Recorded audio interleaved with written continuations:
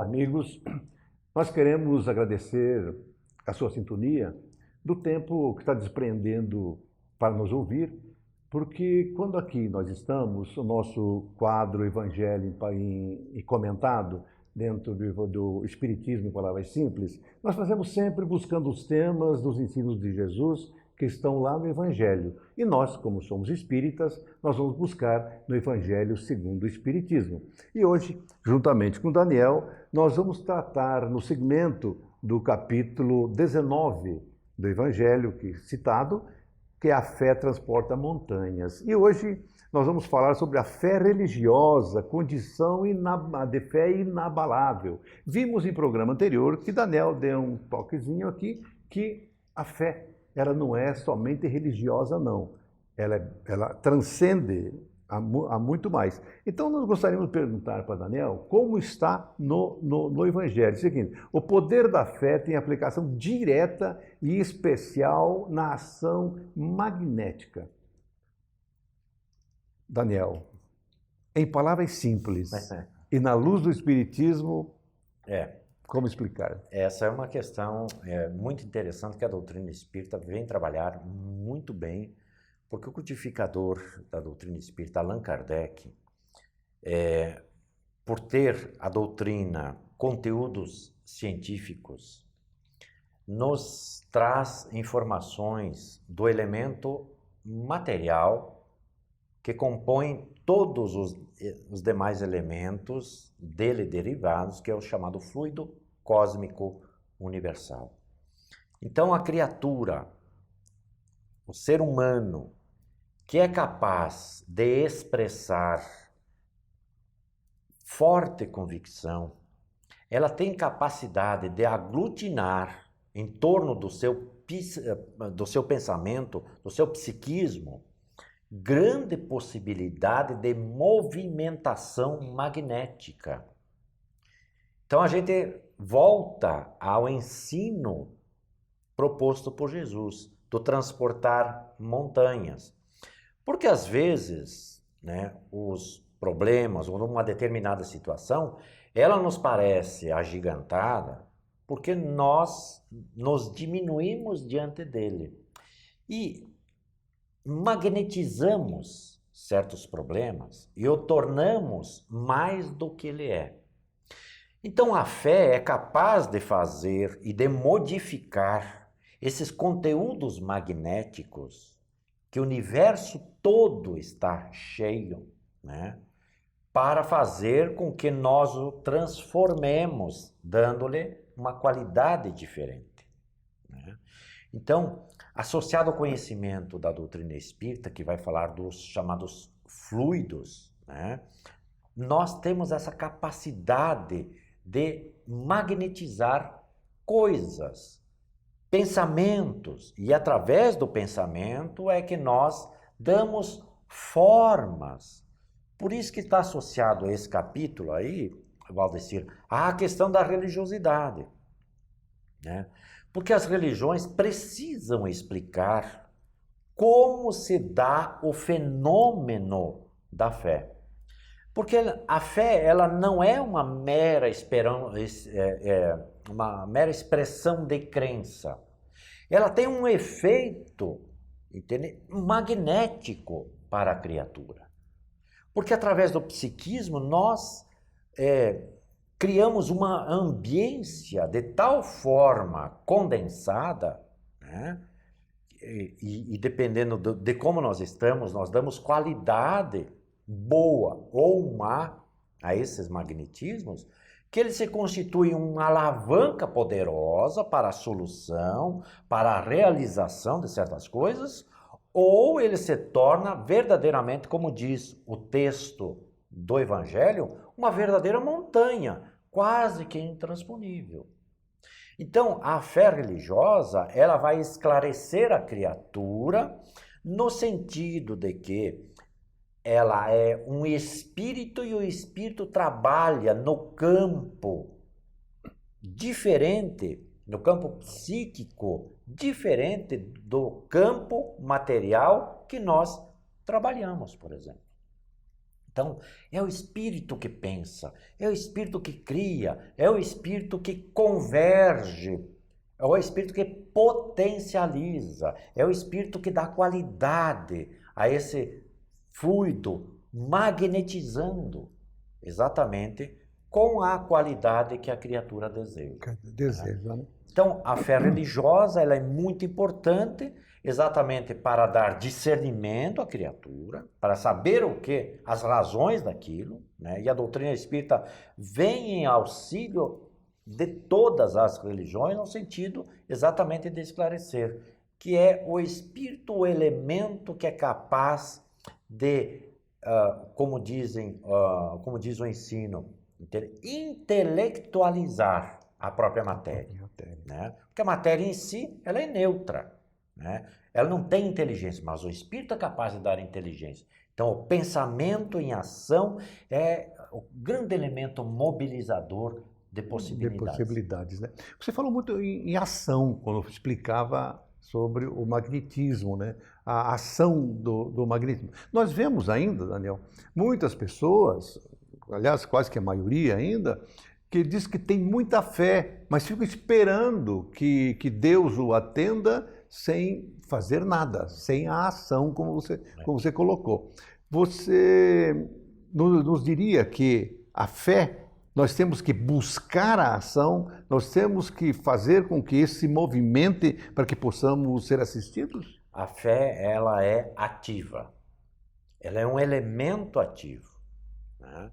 Então, é ela que vai exatamente mobilizar as forças. Quem fica esperando não tem fé. Podemos afirmar com absoluta tranquilidade, sem querer macular qualquer pensamento, qualquer psiquismo, mas quem fica esperando não tem fé, né? A fé requer uma ação permanente, movimento.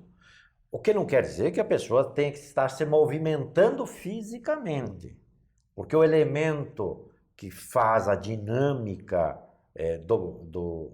do psiquismo é o pensamento. Então, a criatura, se ela afirma convicção em determinadas crenças, em determinadas possibilidades, ela precisa ir alimentando. Ou seja, é um processo ativo, permanente, né?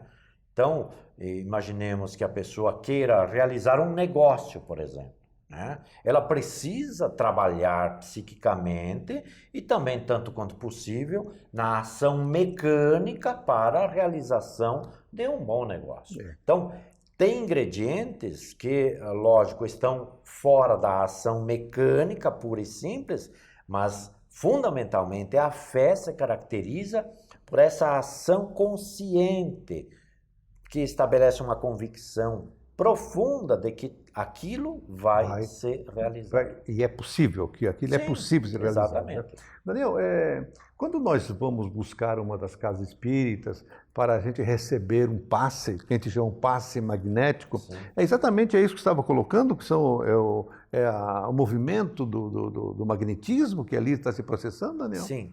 Toda criatura possui magnetismo. Toda criatura possui maior ou menor magnetismo, né? Há pessoas que em torno de si têm a capacidade, e espíritos também, a capacidade de reunir grande contingente de magnetismo, né? Então, associada a uma fé robusta, né, é natural que essa criatura tenha uma capacidade de transferência fluídica magnética muito grande também. É assim que os espíritos que possuem a grande possibilidade de atuação têm essa capacidade de transferir e de realizar grandes coisas, magneticamente, associado ao pensamento, ao seu psiquismo transformador. Né? Nós vemos também, e podemos aqui colocar, que todos acreditam nisso, e sabem, porque nós todos, a maioria, cremos nos ensinos de Jesus, que Jesus nunca foi parado, ele sempre tinha uma ação, e sempre quando ele encontrava alguém, ele tentava construir aquela alma, né? Dando ação. Por isso que ele dizia, batei e abrir-vos-á. Quer dizer, ele não tinha assim, fica parado que ela vai se abrir, não. Batei, ação. E, portanto, então, vamos agir, vamos ter a ação da vida, vamos meditar e um dos fatos fantásticos para o nosso movimento, conversar com Deus, com Jesus, é a nossa oração. Nós esperamos o Espiritismo, palavras simples, volta já já.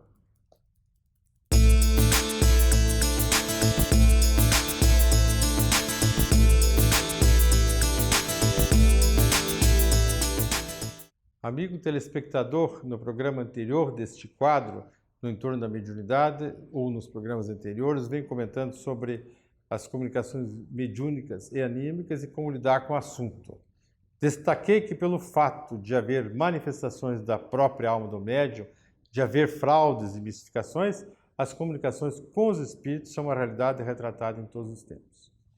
Desde os mais primórdios tempos, o mundo espiritual se comunica com os homens, e muito dessa interação se deu através de médiuns que eram conhecidos como pitons, pitonisas, hierofantes, profetas, videntes, magos, feiticeiros e outros. As entidades vistas como deuses nem sempre eram expressões de virtude, porque muitos eram vingativos e duros. Os cristãos que não aceitam a mediunidade recomendo pesquisar a Bíblia. Inúmeros casos de manifestações mediúnicas estão lá. Afinal, que sentido teria Moisés proibir a comunicação com os mortos se elas não existissem? Bom, no último programa, citei a resposta dada aos críticos pelo extraordinário sueco Emanuel Swedenborg.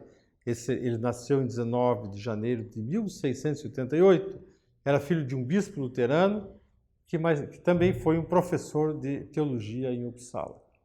A vida profissional de Swedenborg era um inventor, era um engenheiro de minas, pesquisador que trabalhava nessa área da ciência de um modo geral. Pela sua competência e destaque, ele foi indicado pelo rei Charles XII como assessor do Real Colégio de Minas da Suécia. Trafegava bem na classe da nobreza lá e na classe intelectual. Então, só repetindo o que Swedenborg disse aos críticos. Eu estou bem cônscio de que inúmeras pessoas insistirão que é impossível alguém conversar com os espíritos e anjos durante seu tempo de vida no corpo.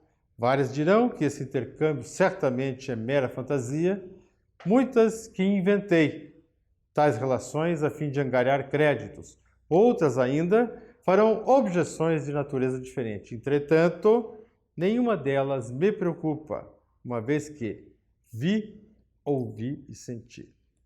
Sei que muitos estão tranquilos como Swedenborg, e tantos outros, mesmo com alto nível de inteligência cognitiva, não aceitam a comunicação, porque não se trata de inteligência da mente, mas percepção da alma. Então, por mais inteligência que você tenha, você não tem essa percepção da alma, você vai ficar sempre nessa grande dúvida, querer provas e mais provas, e às vezes, mesmo que as provas chegam, você não vai as aceitá-la. E deixa os céticos com as suas dúvidas e coloca a seguinte reflexão. Qual é, de fato, a finalidade da mediunidade? E para responder essa questão, eu vou recorrer de uma resposta dada numa obra, Desafios da Mediunidade, de Raul Teixeira, pelo Espírito Camilo, que trata da finalidade, então, fundamental da mediunidade. Ele coloca assim, eu vou fazer leitura de um texto e comentar. Ao facultar as suas criaturas encarnadas na Terra o registro de outras dimensões espirituais, o Criador abre-lhes as portas para o contato com as suas origens e a chance do incentivo para o progresso geral. Isso diz a entidade. Então o comentário é: dá-se ao homem uma esperança de que a vida na Terra é apenas uma continuação das existências da alma em sua trajetória de progresso incessante. Continua lá Camilo. É graças à faculdade mediúnica que nós sabemos imortais. É daí que nos advém a certeza de que a morte, como final incorrível de tudo, é uma quimera. O nosso comentário é: a certeza da imortalidade abre as portas para a esperança, para o reencontro de tantos entes que foram caros na vida terrena. Então, essa certeza te dá essa esperança. Abre a porta da esperança que nada acaba, que tudo continua, que você vai ter momentos de reencontros. Alguns talvez você nem queira tê-los. Reduz-se o medo da morte e aumenta-se a responsabilidade dos relacionamentos e compromissos com a ética e moral sublimes. Por quê? Porque se você sabe que tem a continuidade, você quer evitar esses encontros, quer evitar a possibilidade de gerar encontros ruins no futuro. Então você não vai querer criar problemas aqui, não vai querer ter inimigos, não vai querer ter inimizades, para que depois não tenha que passar por problemas difíceis lá na frente no plano espiritual. Continua a nossa entidade aqui de Raul.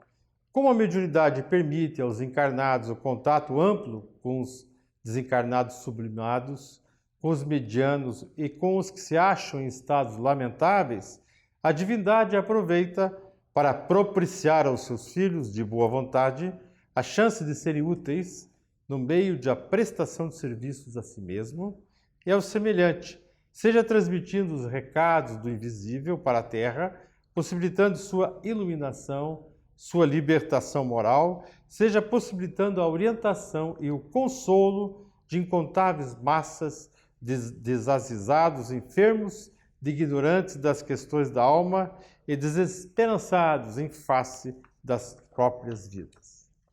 O meu comentário é o seguinte, eu vou fazer por parte aqui, tópico a tópico. Afinal, pelo meu mediúnico, então todos os níveis espirituais se relacionam com os encarnados, desde os sublimados até os estados mais lamentáveis. Os seres espiritualizados chegam como fontes de luz para as almas na escuridão sedentas de consolo e orientação.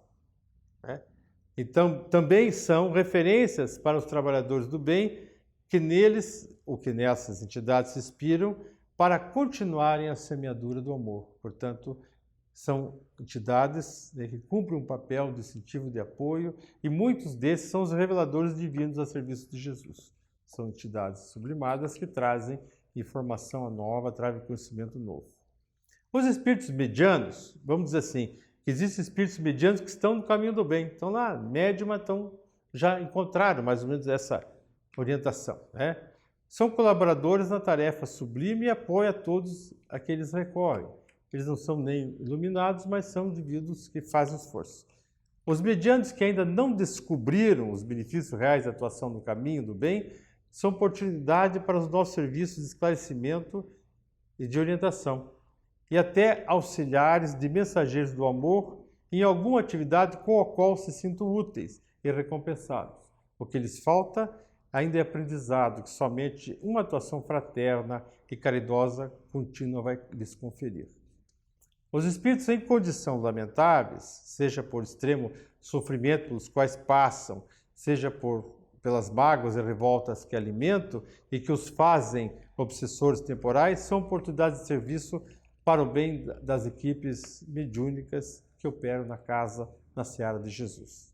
Enfim, a mediunidade, diz aqui Camilo, é a porta que permite a manutenção de nossos contatos, os que estão nas teias corporais com os que delas já nos desapegamos, com vistas à alimentação psíquica e à visão eterna da vida de que todos carecemos.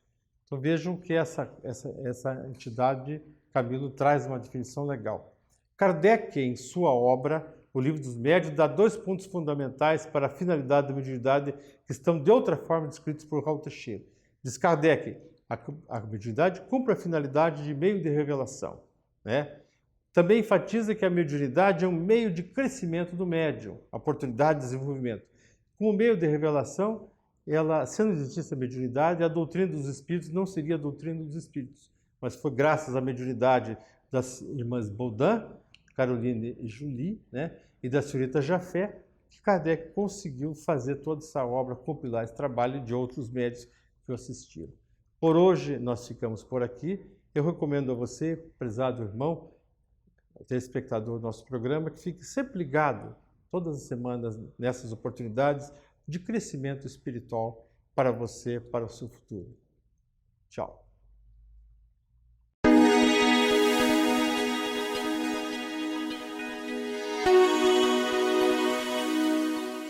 Olá, queridos amigos, mais uma vez estamos aqui para refletirmos juntos sobre o Evangelho de Jesus, sobre esse quadro chamado Consolação. E nós desejamos a todos que Jesus possa abençoar a todos nós, os nossos lares, a nossa convivência em si. Nós vamos conversar hoje sobre o motivo de resignação. Nós compreendemos que muitas pessoas, mediante a dificuldade muito grande, irão pensar assim: puxa, talvez para certas pessoas seja mais fácil falar sobre resignação, já que ela não passa por aquilo que eu passo, né? Muito difícil, às vezes, nós chegarmos a uma mãezinha que, por uma fatalidade, por um período em que ela vai estar sem a presença do seu filho pelo fato da desencarnação. Difícil dizer a uma mãezinha que ela deve ter a confiança em Deus e ter resignação. Mas é uma grande verdade que nós precisamos buscar. E nós precisamos buscar isso não só no nosso coração, mas na nossa razão. Porque a razão vai nos falar muito grande, ela fala de uma fé raciocinada. Ou seja, se nós temos a confiança em Deus, se nós entendemos que Ele é bom, misericordioso, sábio, escolhe para cada um dos seus filhos o que há de melhor. Se apraz a Deus ceifar uma vida ainda jovem, digamos assim, ou então trazer ou permitir, né? Porque não é Deus que traz, somos nós que construímos muitas vezes as nossas dificuldades, né? Nossas dificuldades somos nós que construímos, mas permite que nós passamos por certas experiências. E aí fica alguma coisa assim para aquele que não compreende muito bem, falar sobre resignação. Mas se nós colocarmos aí a proposta da vida, se nós entendermos que a reencarnação é uma lei, se nós entendermos que fomos convidados por Jesus a um aperfeiçoamento, se nós entendermos que cada um tem as suas diferenças e que há um motivo para essas diferenças, por exemplo, de aptidões, uma diferença, por exemplo, de raça, de costume, de condições sociais, de condições até dos seus corpos físicos que transitam na Terra. Há pessoas que vêm com um determinismo, com uma dificuldade física, digamos assim. Outros tantos que ali, numa certa idade, apresenta-se uma doença muito difícil ou dificuldades maiores, ou até mesmo uma desencarnação de alguém bastante jovem no seio da família. Mas, no entanto, o Evangelho segundo o Espiritismo nos traz de uma maneira muito simples um fato para nós analisarmos. Diz lá que é motivo de alegria o motivo da resignação, porque quis Deus nos dar uma oportunidade para quitar algo que necessitamos quitar, para passar ou para nos libertar de certos ceitis ou de certa forma, aquilo que nós transgredimos a lei de Deus, repor, né, aquela situação toda que causamos. E às vezes as lições vêm mediante a dor, vai burilar o espírito. E diz assim também os espíritos bondosos.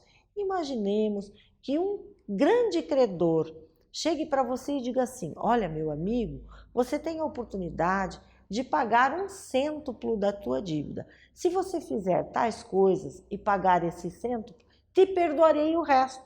E você estará livre, não terá mais que me pagar o total da dívida. Não há um motivo de resignação nesse fato? Pois bem, nessa situação, nós invertemos o papel e pensamos que certas dificuldades que criaturas passam com maior teor de drama, digamos assim, na vida, em que a pessoa diz: meu Deus, não há mais nada de tão difícil que pudesse me acontecer, né? Nesse sentido. Há sempre um pensamento muito positivo dentro desse âmbito.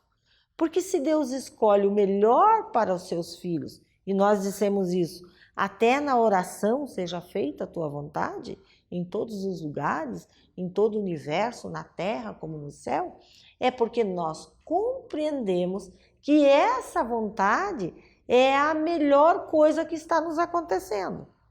Então nós estamos ali tendo um motivo para nos resignar, porque nós temos confiança em Deus, fé no futuro, sabemos que tem uma proposta para nós e que estamos com alegria quitando os nossos débitos que muitas vezes causamos tanto mal a outrem no passado.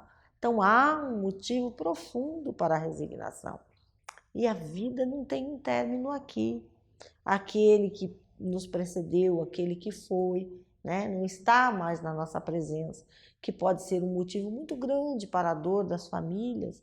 Ele nos envolve muitas vezes no plano espiritual com a amorosidade que Deus nos permite. Porque o amor não separa ninguém, junta. O amor é a lei maior. O amor aproxima as criaturas. É apenas temporário o fechar dos olhos físicos. A tua dor, a tua aflição, o teu sofrimento tem uma proposta muitas vezes necessária, um bom remédio a nós outros, e é apenas temporário. Isso também passa. Então nós devemos ter confiança em Deus e devemos não só dizer com as palavras que enfeitam a nossa boca, mas com o coração: Senhor, seja feita a tua vontade. Porque temos absoluta certeza que a tua vontade é o que está nos acontecendo de melhor. Então nós temos motivos para a resignação. Motivos esses que às vezes acalentam a nossa alma, nos tiram da ansiedade, nos tiram da depressão, das dificuldades, nos traz a confiança, uma alegria de viver, embora em meio a tormentas e tempestades. Nós sabemos que logo tudo se acalma, que amanhã será um novo dia, que haverá um raiar de um sol maravilhoso, seja nessa vida, seja na imortalidade. Mas é importante que nós também façamos uma lição. Às vezes, uma prova mal suportada, uma dor mal suportada, uma dor em que nós vamos reclamar constantemente, maldizer as nossas situações, maldizer a providência divina. Nós passamos por toda essa situação e não temos a oportunidade de realmente provar que refizemos a lição. Então façamos o melhor que nós possamos fazer nesta vida e tenhamos sempre confiança e alegria de viver. Esse é o nosso melhor. Aliás, esse é o nosso melhor momento da vida.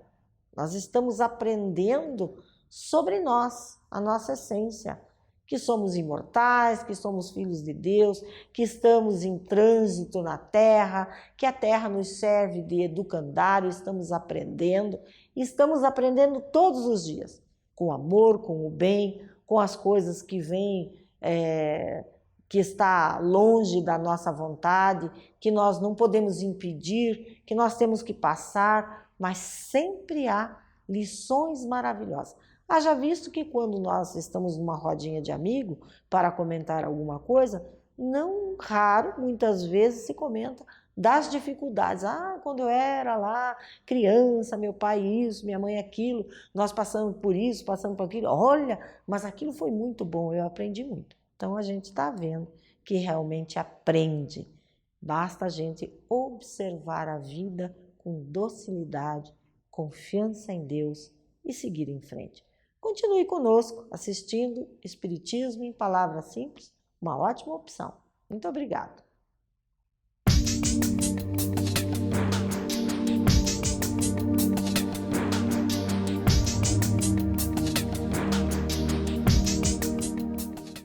Olá, amigos. Este é o quadro A Vida em Pauta.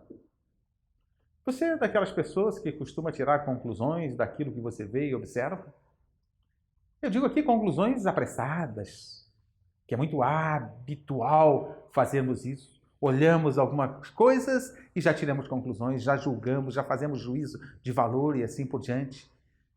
Principalmente das pessoas e de seus comportamentos. Como é que você se comporta? Já teve alguma surpresa nas suas conclusões? A maioria das pessoas tira conclusões apressadas. Jesus chama a atenção que nós enxergamos um argueiro no olho do nosso irmão e não enxergamos uma trave no nosso. Está nos convidando a tomar cuidado com as conclusões, com as observações que fazemos. Então, você já teve alguma decepção, algum desconforto já ficou desconcertado com alguma conclusão que você tirou e de repente a realidade te mostrou outra coisa?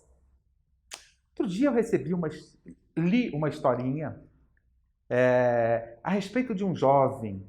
Está no livro Minutos de Luz, de Torres Pastorino. Um jovem de 24 anos estava no trem com seus pais. E de repente ele diz para os pais: olha, pai, as árvores estão andando para trás. Um casal que estava por perto ficou impressionado com aquele jovem de 24 anos. Parecia que tinha um certo grau de imbecilidade, pensaram. De repente o jovem de novo: olha, pai, as nuvens estão nos acompanhando.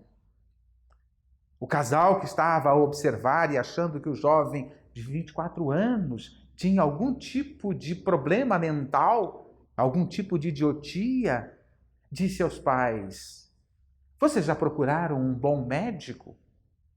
Ao que o pai respondeu: já estamos vindo do médico. Nosso filho era cego de nascença e acaba de vir de um transplante e pela primeira vez está enxergando. Por isso, seu deslumbramento. A conclusão tirada, apressada e até julgando o jovem como sendo alguém com um problema mental, alguém com alguma deficiência mental, com algum tipo de imbecilidade ou de idiotia, achando que as árvores andam para trás pelo movimento do trem, achando que as nuvens acompanhavam o movimento do trem, tiraram conclusões apressadas. Tiveram uma surpresa. Pela primeira vez, aquele jovem estava tendo a oportunidade de observar com seus próprios olhos, com seus olhos, a beleza do mundo em que vivemos. Tiramos conclusões muitas vezes apressadas. Já há 1000 anos antes de Cristo, aproximadamente, tinha um povo que tinha 4 compromissos. Eles eram chamados toltecas, sua cidade, Teotihuacan. Este povo, esta cidade-estado, era a cidade onde os homens viravam deuses. E você sabe por que eles viravam deuses? Porque eles tinham 4 compromissos e cumpriam os seus compromissos. Um dos compromissos era: tenha a sua palavra impecável. Tomar cuidado com a nossa palavra. O segundo compromisso: não leve para o lado pessoal. Muitas vezes nós levamos as coisas, aquilo que as pessoas dizem, para o lado pessoal e arrumamos confusões, e às vezes as confusões sem necessidade nenhuma. É claro que, como estou falando isso para enfatizar, porque em momento nenhum confusões têm necessidade. Mas, às vezes a gente acha que tem. Dê o melhor de si quando vamos fazer algumas coisas, dar o melhor de nós. Mas, de acordo com o que estamos falando hoje, outro compromisso dos toltecas: não tire conclusões.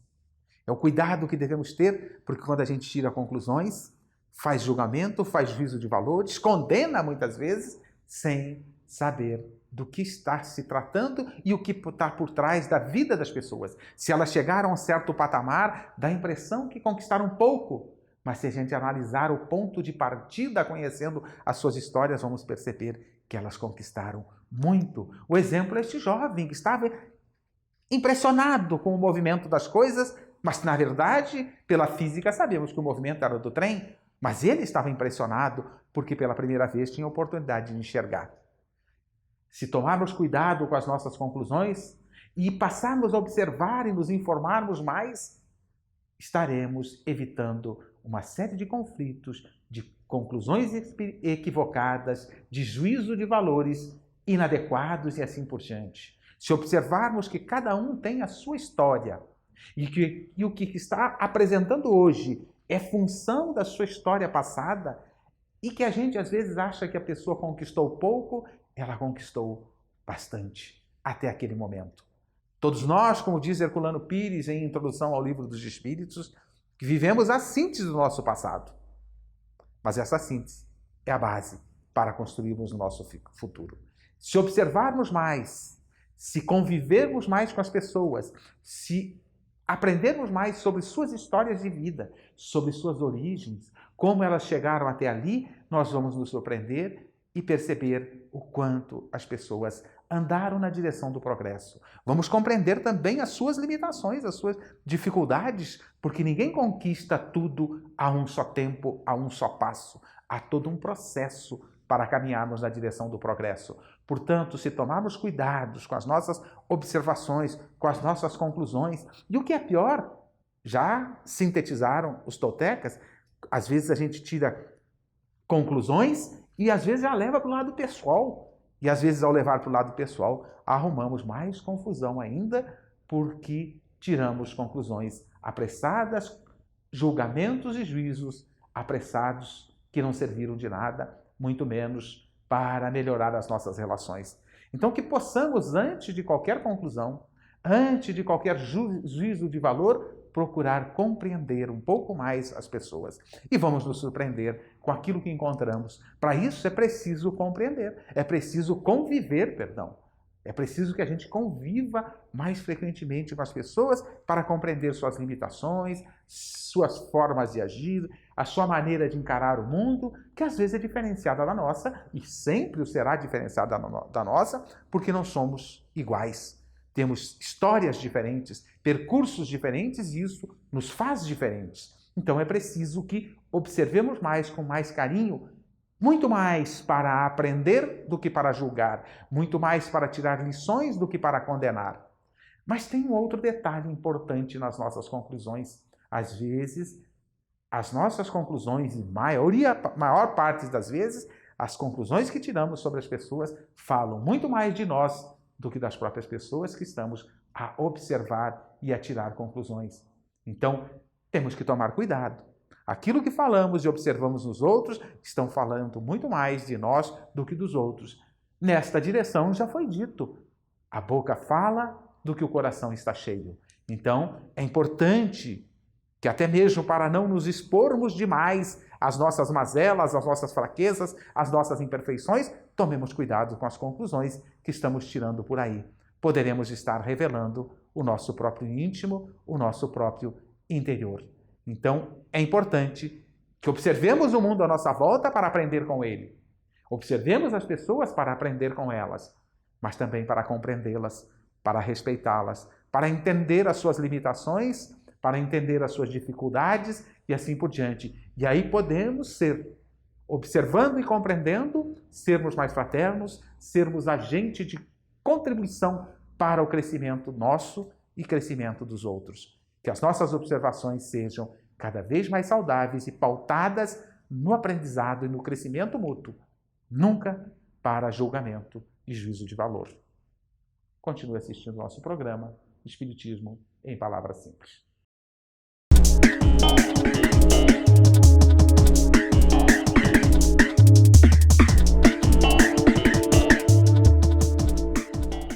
Olá, bem-vindos ao quadro Espírito Jovem. Nesse quadro nós abordamos temas relacionados mais diretamente à educação. Mas a educação é um tema bastante abrangente. Então a educação espírita, a evangelização, do ponto de vista de quem aplica a educação, os evangelizadores, os professores, os educadores. Como educadores são também os pais, as mães, responsáveis pelas crianças, pelos jovens. Quando nós pensamos que a educação também é aplicada a nós mesmos, a chamada autoeducação, nós temos, portanto, um conjunto de reflexões, situações que a doutrina espírita consoladora nos ensina, nos mostra um caminho, um rumo, para que a gente possa seguir. E esse processo de instrução, de depuração, de transformação moral é o processo de educação, que na assertiva de Kardec sempre alegou, isso está em O Livro dos Espíritos, que é o conjunto de hábitos adquiridos.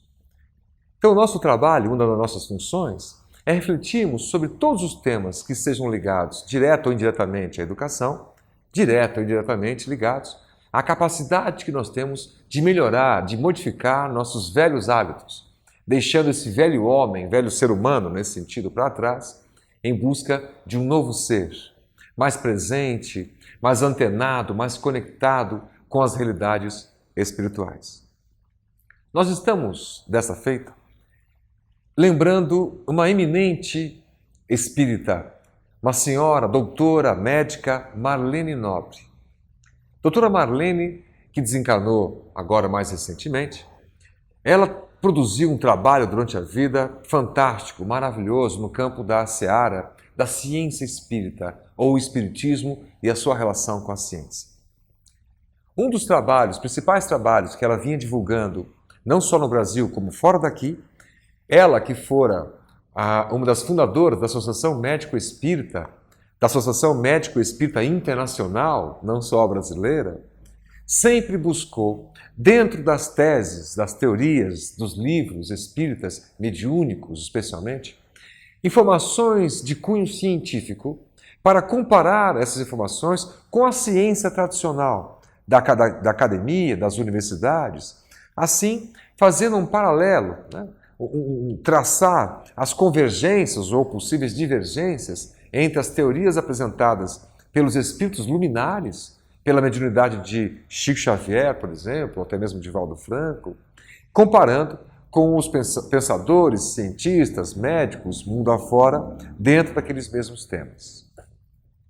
O interessante é que quando nós percebemos esse tipo de estudo, nós temos mais um argumento fantástico, não para convencer as pessoas a se tornarem espíritas, para fazer proselitismo, nesse sentido, né, de angariar as pessoas para que caminhem para a nossa religião. Não nesse sentido.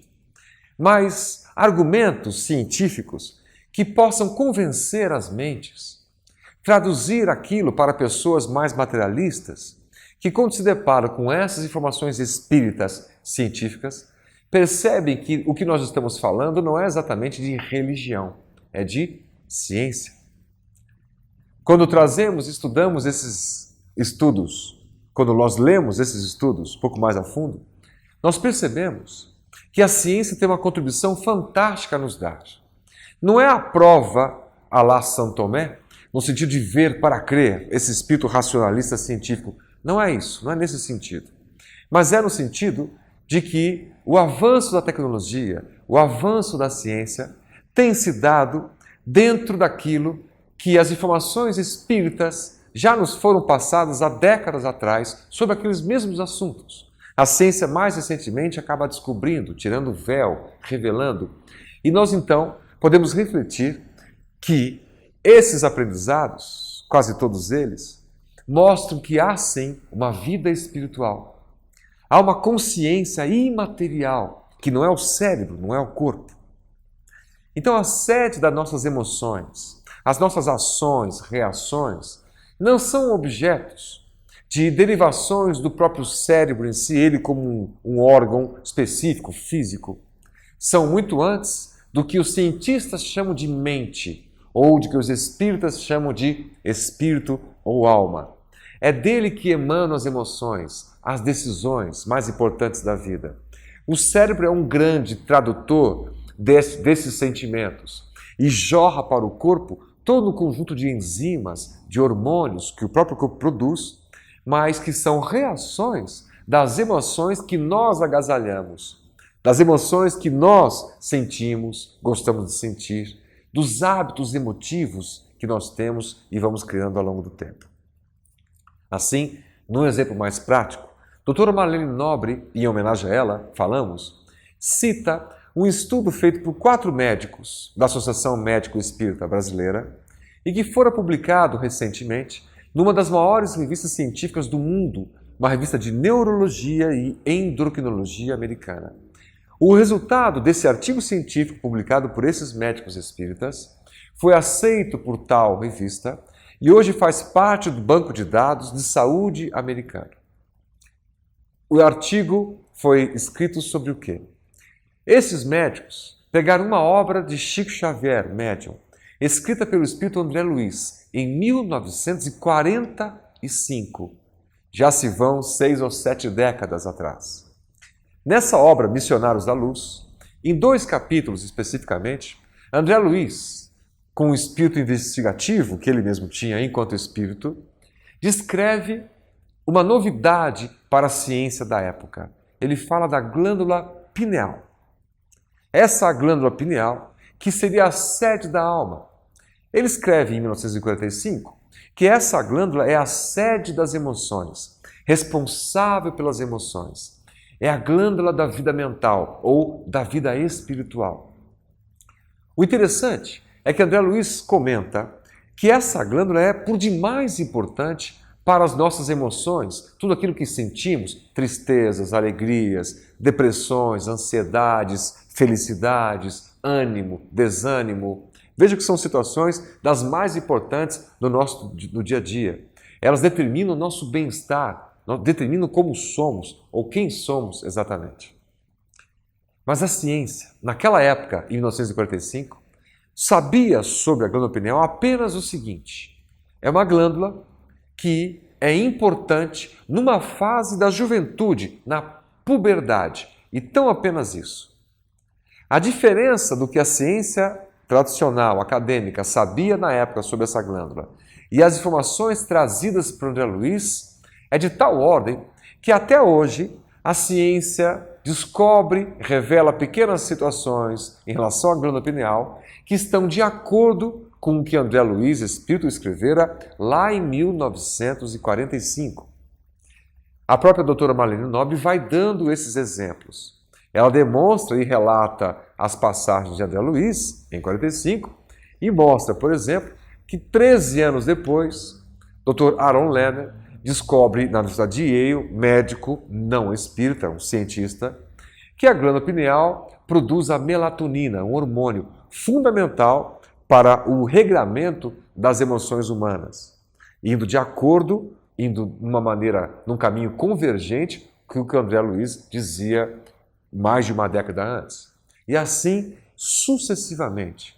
Quase 30 anos depois, alguns estudos da ciência, quase 40 anos, 50 anos depois, vão comprovando as hipóteses que foram lançadas por André Luiz décadas antes pela mediunidade intuitiva impressionante e incrível dessa alma que foi a alma mais generosa dos que passaram pelo nosso planeta. Estamos falando de Chico Xavier. E quando nós entendemos pela literatura espírita, comprovada de quando em quando pela ciência moderna, laboratorial, nós vamos percebendo o resultado disso. Moral da história: as emoções têm como sede a nossa consciência, não é o cérebro. Ela é imaterial. Portanto, nós, cada um de nós, somos os responsáveis pelos nossos estados de tristeza ou de alegria. É uma escolha nossa, é uma decisão nossa. O cérebro poderoso e todos os órgãos a ele ligados são o reflexo dessa condição espiritual. A sede da nossa alma no corpo, a glândula pineal, responsável pelo conjunto de emoções, são nós, nossa intimidade, nosso self. Sou eu quem produzo minhas emoções. Não posso culpar um terceiro, que é o meu cérebro agindo, desejando e causando em mim um conjunto de emoções melhores ou piores. Não, não. Decisão nossa de foro íntimo. Então, nós podemos tomar o controle sobre as nossas decisões, sobre as nossas emoções, amando e fazendo bem. Começando por aí.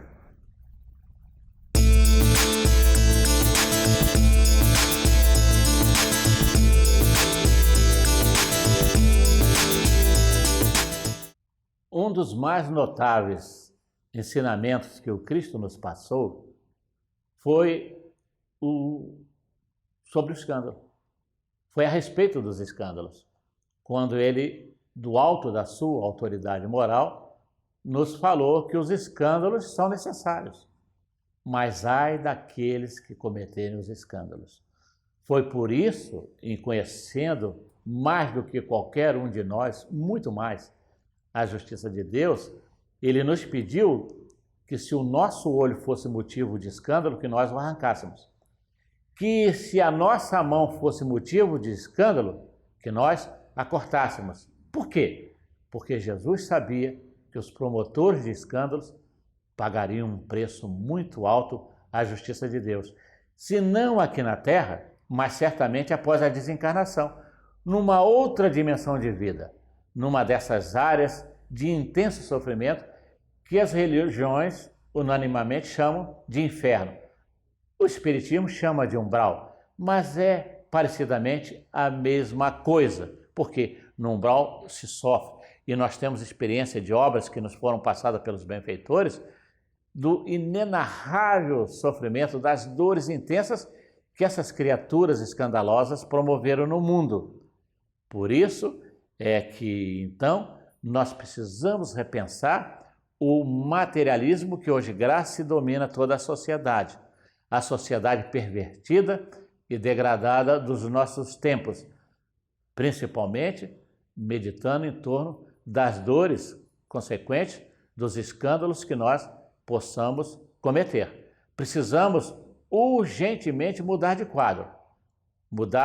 quadro ético, mudar na vida de relação, respeitando o patrimônio da humanidade, o patrimônio do país, o patrimônio dos conjuntos das pessoas e o patrimônio que a bondade de Deus nos deu. Nós não podemos mais nos omitirmos diante desses escândalos que vão dilapidando todos os bens morais da sociedade, levando a esse estado de coisa que nós estamos vendo. A sociedade está horrorizada. A sociedade em todo o mundo não sabe mais o que fazer. Por quê? Por causa da indiferença, por causa da má vontade, produzindo esses frutos malfadados que aí estão na história para que a gente medite. Veja o escândalo da Primeira Grande Guerra Mundial com o escândalo da Segunda Grande Guerra Mundial do século passado. Mais de 80 milhões de corpos foram dizimados.